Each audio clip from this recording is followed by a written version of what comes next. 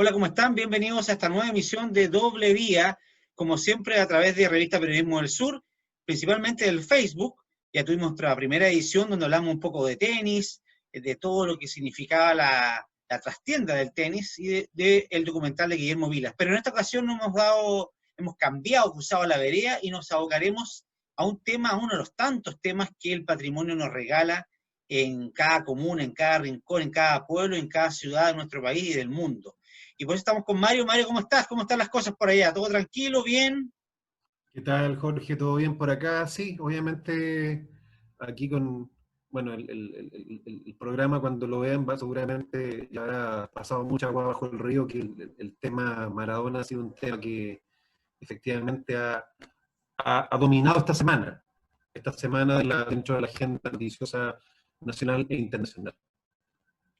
De hecho, yo acabo de agregar ahí a la escenografía un símbolo de Maradona, un jockey que me compré justamente en Buenos Aires hace muchos años, el año 98, y con el nombre de Diego, que es justamente una suerte de...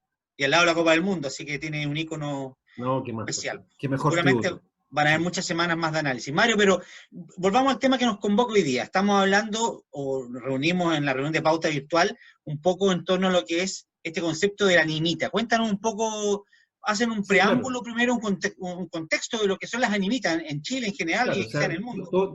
todo el mundo sabe la presencia de las animitas porque no hay ciudad ni rincón de Chile que no las tenga. Y básicamente, como para describir un poco de qué se trata, es como una suerte de monumento funerario popular. Una cosa que nace de manera espontánea, generalmente una tragedia que tiene que ver con algún asesinato, con algún atropello o algo de ese tipo, donde, donde sucede la tragedia presenta consideraciones especiales que la gente, de una manera espontánea, la familia o gente, levanta algo que tiene que ver una forma de honrar el ánima definido como alma, el alma en el fondo de la víctima.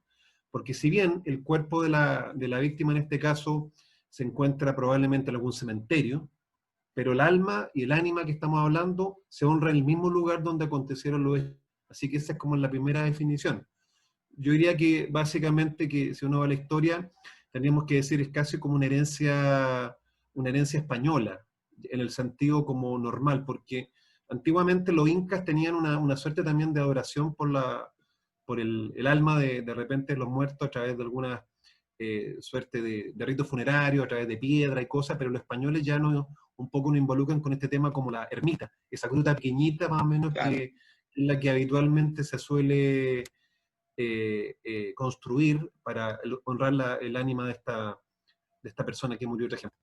Mario, y otro concepto, aparte de la tragedia o las circunstancias trágicas en que eventualmente fallece la persona a quien se le rinde este tributo, que es parte de la religiosidad popular también denominada, también se le atribuye posteriormente, y con la herencia de los años, algunas acciones milagrosas que también se transforman en mitos de generación en generación, y a veces incluso más allá que las personas tengan una creencia religiosa. Esto escapa un poco alguna religión especial, incluso gente que quizás no participa del culto habitual, pero sí la animita es su culto.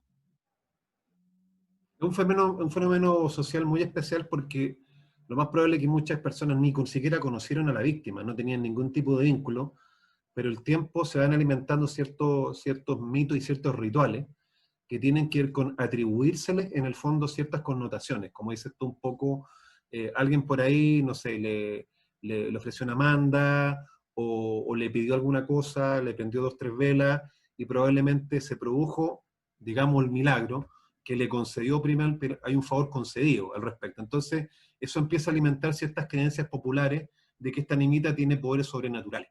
Entonces, en la historia, y lo vamos a ver seguramente ahí en algunas imágenes, hay algunos ejemplos muy fuertes al respecto. O sea, yo si me tengo que acordar de uno, inmediatamente me voy a acordar, por ejemplo, de Romualdito, esta, esta animita que se encuentra en la estación central, al lado de la estación misma, donde hay hoy día un centro comercial, que, que es fruto un poco de lo que contamos, ya tiene más de 80 años y cada vez se ha ido alimentando mucho más el rito. Estamos viendo, por ejemplo, la imagen, está en la calle San Francisco de Borja, casi al llegar a la Alameda, y ya ha ido creciendo, o sea, ya imagínate, tú ves una gran cantidad de ermitas o de grutas al respecto, porque en el fondo ya no es capaz de contener un poco todos los agradecimientos, las placas que tú ves, los regalos que finalmente van quedando.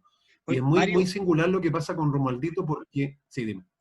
no, no, que tú ves la magnitud que ha ido adquiriendo en el caso que tú nos estás mostrando en esta fotografía, y uno no es nadie, no es quien Claro. para cuestionar si realmente esos milagros, esa suerte de cambios en la vida de algunas personas o recuperación de salud, ¿no?, en algunas otras, han sido reales. Es parte de la fe más interna del ciudadano que va a ese lugar.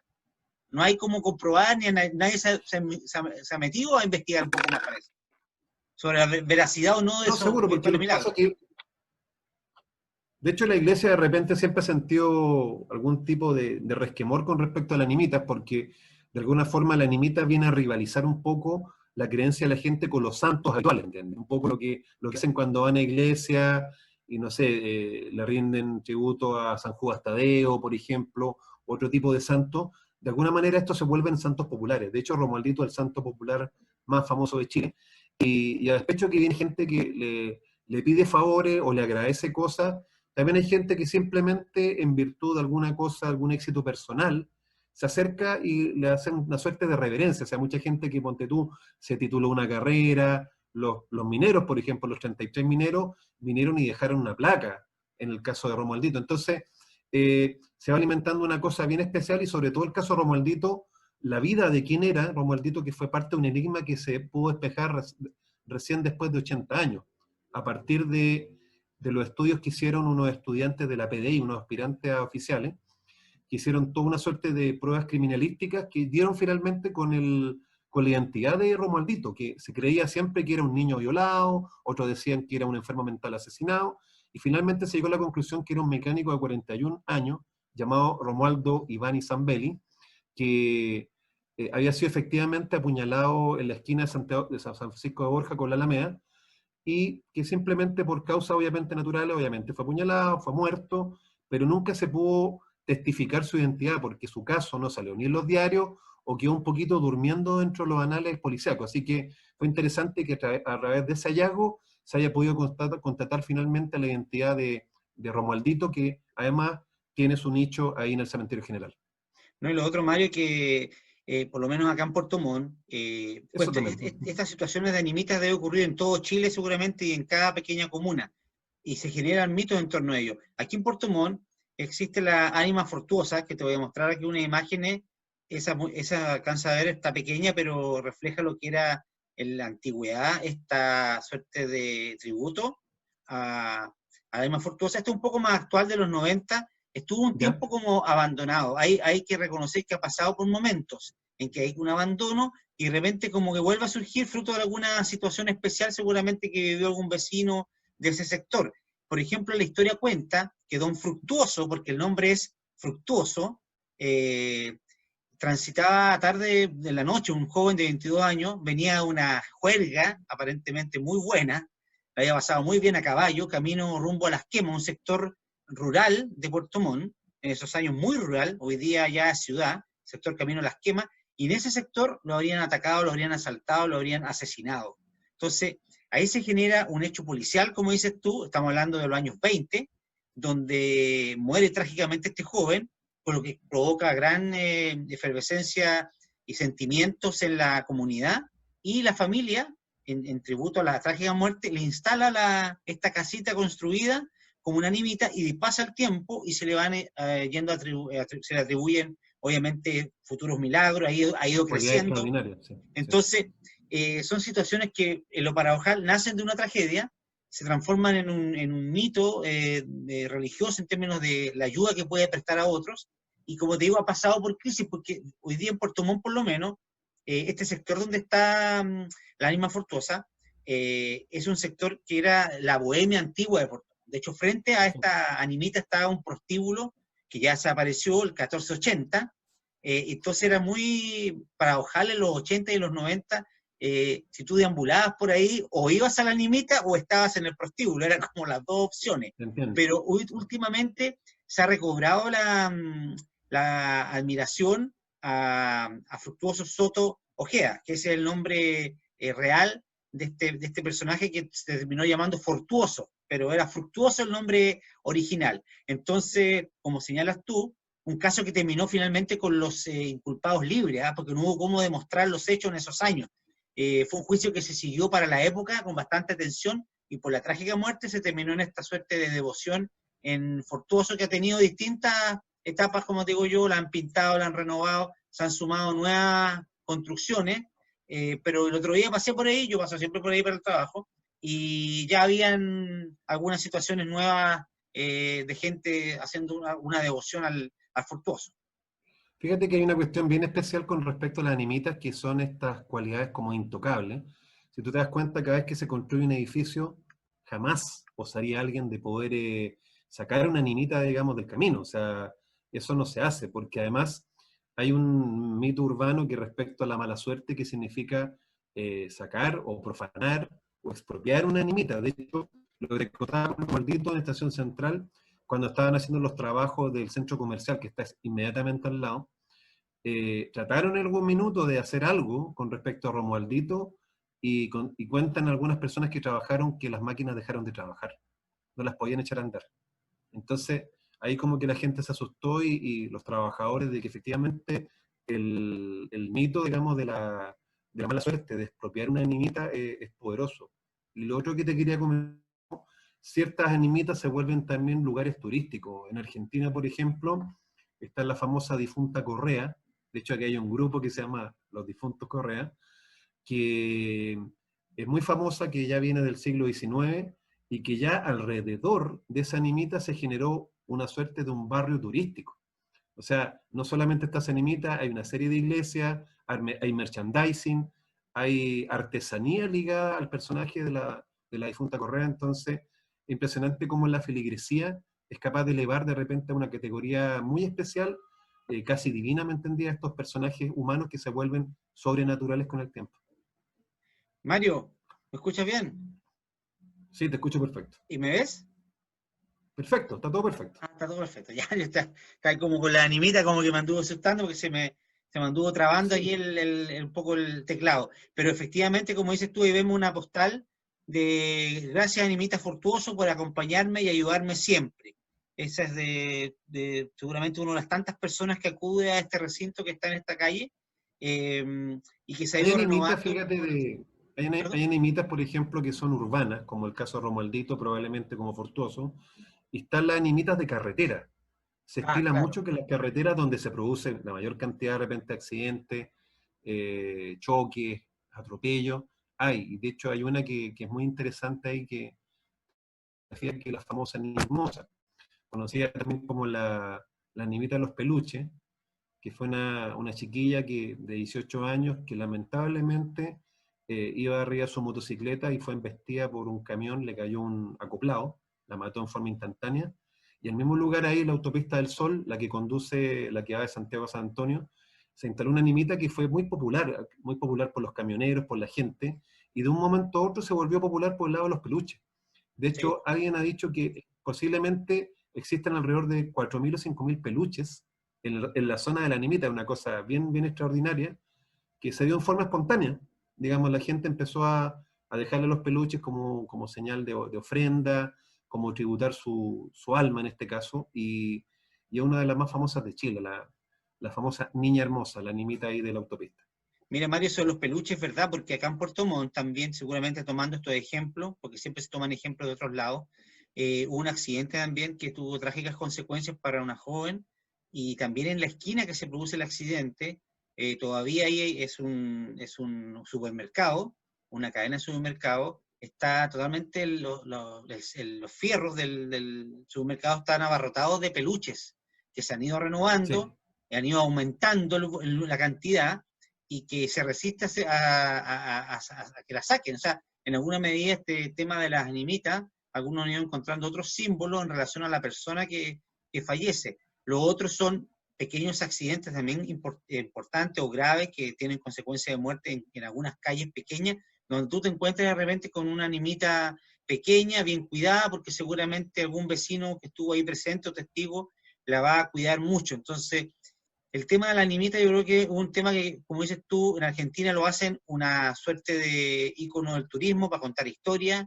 contar el patrimonio que tiene esto, que significa, es un patrimonio finalmente, y acá por lo menos en Puerto Montt eso ha faltado con la Ánima Fortuosa, que ahora entiendo yo, un estudiante de la Universidad de Los Lagos está haciendo un trabajo sobre la historia de la Ánima Fortuosa, pero falta como desarrollarlo como concepto dentro del contexto de, por ejemplo, un recorrido patrimonial como una zona para contar por qué se da esta construcción que es bastante sólida en términos de los años que han pasado. Entonces quizás nos falta, sin ser morboso, pero sí es importante rescatar la identidad que nos puede otorgar la historia que estamos, en este caso, analizando contigo hoy día.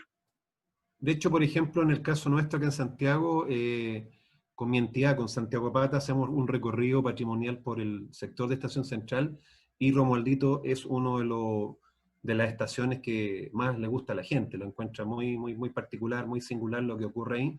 Y de hecho, la gente que nos está viendo y escuchando, yo les puedo contar que existe, por ejemplo, hay algo de literatura al respecto. Hay un libro que se llama La Niñita, que lo escribió este famoso investigador chileno Oreste Plas, que Sí. justamente él cuenta, hace una recopilación de las nimitas más famosas, digamos, del país. Así que también existe literatura al respecto que vale la pena también revisitar también para conocer algo de la historia. Mario, ¿qué vinculación tiene esta animita según tu criterio en relación con lo que son los cementerios también, que han cambiado su contexto y su formato, porque hoy día son prácticamente explanadas de pasto con algún tipo de lápida versus lo que son los nichos, que son construcciones más elevadas, o las tradicionales mausoleos más antiguos, que eran tremendas obras, es cosa de ver el museo en Buenos Aires y el mismo Santiago. ¿Cómo ha ido mutando esta suerte de construcción en torno al dolor, que también es un tema que analizar? Claro, por ejemplo, el caso de los cementerios, a ver, el más grande nuestro que el general, al principio habían como dos caminos. Por un lado estaba como la ostentación de la gente de plata de fabricarse un nicho en el fondo porque sentían que un poco había una cosa casi del punto de vista como lo de egipcio, o sea, el fondo hacer una cosa, magnificencia, casi me entendís como una segunda casa, en el caso de los cementerios. Y era, bueno, respondía un poco a las tradiciones, un poco de la aristocracia de aquel tiempo de preservar un poco esta suerte de ostentación de las cosas que se construyen. Hoy día la gente va por lo más sencillo y este sistema hoy día que hay de cementerios a la americana, que si tú no vas a Estados Unidos prácticamente ni siquiera están cerrados, están abiertos. Tú vas caminando, te encuentras con la vereda y te encuentras con los cementerios, ni siquiera una cosa tan elaborada, porque hoy día también la forma como de recordar a los fallecidos también ha variado. O sea, de hecho ha habido un gran aumento en el fondo, de incineraciones. Claro, Con sí. respecto a la gente, hoy día mucha gente no va por el lado de dejar a la gente en un nicho donde de repente van a ir tarde mal y nunca a dejarle flores, y en el fondo prefieren que se perpetúe de corazón un poco el recuerdo de la persona y prefieren de repente, como por ejemplo fue en mi caso, de depositar las cenizas de mi padre en el mar, por ejemplo, y recordarlo una vez al año, a lo mejor con una misa, a lo mejor con una comida con los familiares. O sea, las formas hoy día han ido variando mucho y obviamente están las tradicionales de que obviamente la gente quede sepultada en el lugar para uno ir a recordarlo, a depositar flores, a compartir también, porque mucha gente lo siente necesario también ese encuentro cara a cara de repente, aunque sabe que perfectamente que se trata simplemente de un nicho y que ya el alma de la persona viajó hace mucho tiempo. Claro, lo que dices tú es verdad. Se ha pasado al tema de la incineración. De hecho, aquí en Puerto Montt hace como unos 5 o 6 años más o menos, no existía el servicio, había que ir a Osorno, y ahora ya está acá presente y mucha gente está optando justamente por lo que dices tú. En algunas iglesias hay lugares para dejar las cenizas también cuando la familia lo desea así, y otros, como tú contabas en el caso personal, buscan lugares que son emblemáticos para la familia o para el difunto. Aquí hubo el caso de un dirigente de Deportes Puerto Montt que murió hace mucho tiempo, que él le comentó a sus hijas que quería que sus cenizas se fueran esparcidas en el estadio. Claro, Entonces, claro, en un claro. partido oficial de Deportes Puerto Montt, en el entretiempo se hizo la ceremonia oficial, me acuerdo en el arco sur del estadio Chinquihue, y otras veces otras personas al mar, otras en un volcán, de acuerdo a lo que representen las actividades que muchos estaban Algunos hasta relacionados. las Eso es un guardan. poco... Hay gente que incluso las guarda en las casas. O sea, Sí, hay gente que yo conozco que las ánforas las tiene en su casa y prefiere dejar la ceniza ahí. Bueno, es una cuestión muy personal y depende de la creencia, a las motivaciones propias, pero ha cambiado esa costumbre. O sea, la incineración hoy día es una solución y una variante no esporádica, al contrario, es bastante presente. Porque también incluso hasta por un tema económico, porque hoy día comprar un nicho es caro, hay que endeudarse en algunos casos te las arriendan por años, o sea, hoy día llegamos al punto ya comercial de que te las venden por 10 años y después tienes que renovarlo. Entonces mucha gente dice, prefiero hacer el gasto una sola vez, ¿me entendí? Y punto, o sea, por lo que te digo, por temas de creencia también, ya que en el fondo la gente siente que cuando el familiar parte, ya partió definitivamente, ya no está presente. Mario, por último, para cerrar el tema de las animitas propiamente tal, ¿tú crees que esta crisis que ha tenido la iglesia o una suerte de la religiosidad también, no ha golpeado a la gente que le rinde tributo a la animita? ¿Cómo lo ves tú en Santiago, que tiene un volumen mayor de personas y distintos sectores? ¿Cómo lo has apreciado tú? ¿Se mantiene la adoración o el tributo a estas animitas? Sí, yo creo que dentro de todo la gente, pese al desapego que puede tener hoy día con los rituales católicos, pero yo creo que todavía el tema funerario sigue siendo todavía tradicional. O sea, todavía creo que se mantiene esta costumbre todavía de velar a la gente en la iglesia, de sepultarla, ¿me entiendes? También con una misa, o sea, todavía permanece. Probablemente sea más fruto todavía de nuestra o la de nuestros padres. Probablemente el desafío es ver qué va a pasar con la generación que va desde nosotros en adelante, la de los hijos, la de los nietos, quizás cuáles son los caminos que van a tomar, pero todavía siento que persiste y sobrevive todavía el ritual, digamos, está vigente, por lo menos uno lo comprueba, todos los días está viendo iglesias que están llenas de gente haciendo este tipo de rituales, pero quizás ya en menor medida o con un volumen ya en baja, pero todavía permanece, sí. Bueno, veremos cómo se vuelve, cómo sigue evolucionando el tema de las animitas, cómo se traspasa a Bien otras entretenido más el generaciones tema, y cómo sí. en alguna medida también se usa como un elemento de identidad en la ciudad o la comuna o en el pueblo donde están estas construidas. En alguna parte están muy bien mantenidas, en otras aparentemente están como en abandono, pero es un espacio que es parte de la historia de cada pueblo. Exactamente, configura parte dentro de la historia citadina y ya son, como te digo, espacios de culto, así que la verdad que, como te digo, es muy interesante el tema de la animita, cómo nació, cómo sigue, cómo muta, cómo se vuelve ya un objeto de adoración, como decías tú, de parte de la gente, pero no deja de no ser interesante el fenómeno y seguramente nos va a seguir acompañando durante mucho tiempo. Bueno, estamos de esta manera cerrando Doble Vía con esta conversación vinculada al patrimonio, a un patrimonio distinto. Ya sabemos un poquito más qué significan estas animitas que están esparcidas por todo Chile, en algún rincón, con más cuidado, menor cuidado, pero son parte de la historia de cada una de las ciudades, comunas que nosotros habitamos. Así que, bueno, Mario, nos estamos encontrando en otro capítulo la otra semana y que tengas un buen fin de semana. Espero que todo salga perfecto por allá. Igualmente para ustedes también, a la gente del sur, y un abrazo grande para ti y a todo tu equipo de Periodismo del Sur, que siguen haciendo buenas cosas, buen periodismo y sobre todo buenos temas de divulgación. La verdad que lo paso fantástico aquí compartiendo historias citadinas, patrimoniales. La verdad que es muy grato compartirlo con ustedes. Sí. Ya, pues estamos hablando por interno, que estés bien. Cuídate. Vale, pues gente, chao, Chao, adiós. chao.